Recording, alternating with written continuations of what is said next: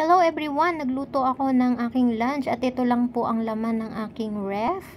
So, ito na nga, nag-drain ako ng chicken liver. Tinanggal ko na yung mga excess water and then minarinate ko siya sa toyo, suka at paminta.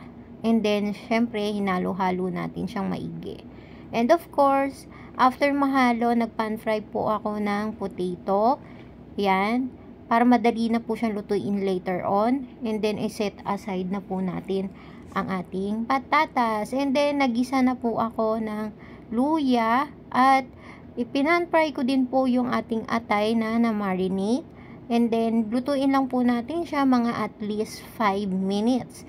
And then, again, i-set aside natin at hiwa-hiwain natin ng bite size. And then, same pan pa rin, maggisa tayo ng bawang, sibuyas, and of course, lagay na natin yung ating potato. And then, ilagay na natin yung pinagbabara ng atay.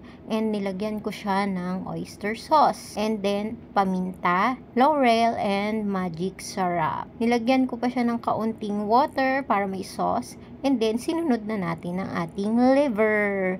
And then, pagka naluto na siya, lagay na natin po yung bell pepper. So, ayan na nga po ang aking chicken liver para siyang style igado. Alam nyo bang mayaman ito sa iron and zinc? Nakakapag-produce po ito ng new red blood cells. Bagay po ito sa mga mabababa ang dugo, lalo na mga kababaihan na merong monthly period. So, yun lamang po. Happy tummy everyone!